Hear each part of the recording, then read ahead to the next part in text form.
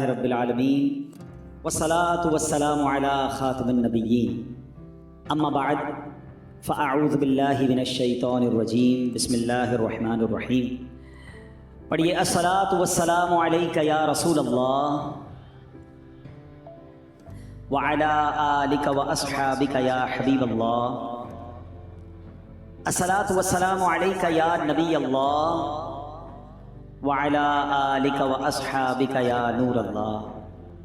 درود پاک کی فضیلت پر مشتمل ایک بڑا ہی ایمان افروز میں نے آج آپ کو ایک واقعہ سنانا ہے۔ بزرگان دین نے اپنی کتاب میں اس واقعے کو بڑے شان سے نقل کیا ہے۔ ماجرا یہ تھا کہ ایک شخص تھا، بڑا نیک تھا مگر غریب بھی تھا، بال بچوں والا بھی تھا، غریب بھی تھا۔ اچانک رات کو اس کی آنکھ کھلی تو دیکھا بچے رو رہے ہیں۔ بچوں سے پوچھا کہ کیوں رو رہے ہو؟ اور انہوں نے کہا کہ بابا جان بھوک لگی ہے، کھانے کو کچھ نہیں ہے گھر میں۔ حدیث پاک پہلے سنا دیتا ہوں پھر اس واقعے کو دوبارہ کنٹینیو کرتا ہوں۔ حدیث پاک کا مضمون ہے، میرے آقا علیہ الصلوۃ والسلام فرماتے ہیں، حدیث پاک کا خلاصہ ہے، جو کوئی شخص پریشانی میں ہو، مصیبتوں میں ہو، اسے چاہیے کہ مجھ پر کثرت سے درود پڑھے کہ درود پاک پریشانیوں اور مصیبتوں کو لے جاتا ہے۔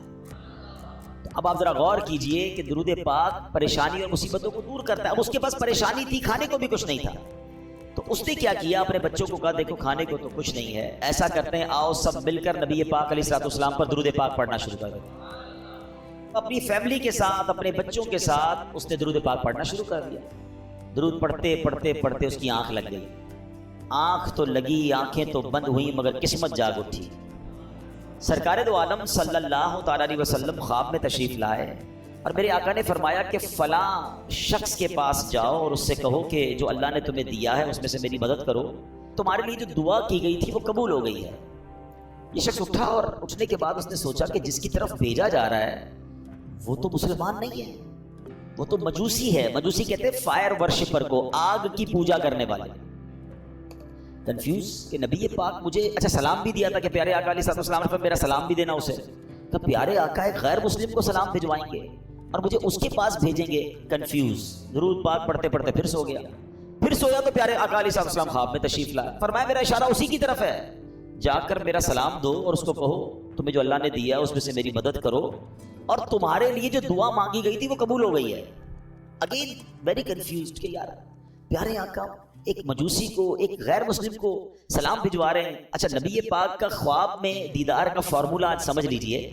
اللہ پاک ہم سب کو دیدار مصطفیٰ نصیب فرمائے صلی اللہ علیہ وسلم۔ علماء فرماتے ہیں کہ اگر کسی کو خواب میں پیارے آقا کے علیہ الصلوۃ والسلام کی زیارت ہوئی ہے نا، یعنی اس کا بھی ایک طریقہ ہوتا ہے، یا تو نبی پاک علیہ الصلوۃ والسلام خواب میں آ کر خود ارشاد فرما دیتے ہیں، اپنا نام ارشاد فرماتے ہیں، یا کوئی خواب میں بتاتا ہے کہ جناب رسول اللہ علیہ الصلوۃ والسلام ہیں، تو جس نے نبی پاک کو دیکھا اس نے پیارے آقا ہی کو دیکھا، شیطان نبی پاک کی صورت میں نہیں آ سکتا۔ اب اس بندے کو یہ مسئلہ پتا تھا کہ یار خواب میں اگر پیارے آقا علیہ السلام کا دیدار ہوا ہے تو ہیں تو یہ جناب رسول اللہ علیہ السلام۔ اب یہ جناب ڈھونڈتا ڈھونڈتا اس مجوسی کے پاس، اس فائر ورشپر کے پاس پہنچ گیا۔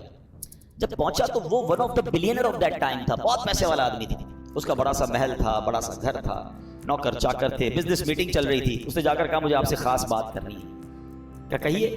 کہا اکیلے میں کرنی ہے۔ اکیلے میں بیٹھے، کہ ہمارے آقا ہمارے آخری نبی صلی اللہ علیہ وسلم نے آپ کو سلام کہا ہے۔ وہ مجوسی کہتا ہے آپ کے نبی کون ہیں؟ اب ذرا سنیے گا۔ وہ کہتا ہے آپ کے نبی کون ہیں؟ کہا ان کا نام جناب محمد صلی اللہ تعالیٰ علیہ وسلم ہے۔ تو کہا میں تو ان کو نہیں جانتا اور میں تو ان کو مانتا بھی نہیں۔ اب آپ سمجھیے گا بات کو کہ وہ کہتا ہے نہ میں ان کو جانتا ہوں نہ میں ان کو مانتا ہوں۔ کہا نہیں، مجھے میرے نبی علیہ الصلوۃ والسلام نے آپ کے پاس بھیجا ہے، آپ ہی کے بارے میں اشارہ تھا، آپ کو سلام دینے کا بھی کہا ہے اور آپ کے لیے ایک بات یہ بھی فرمائی کہ آپ کے لیے جو دعا مانگی گئی تھی نا وہ قبول ہو گئی ہے۔ کہتا ہے اچھا تم اللہ کی قسم کھا کر کہہ سکتے ہو کہ تمہارے نبی نے بھیجا ہے؟ کہا میں رب کی قسم کھا کے کہتا ہوں، مجھے میرے نبی نے آ کر کہا ہے۔ کہا اچھا۔ اب اس کا ہاتھ پکڑا اور اپنے گھر کے اندر لے گیا۔ چھت پر لے جانے کے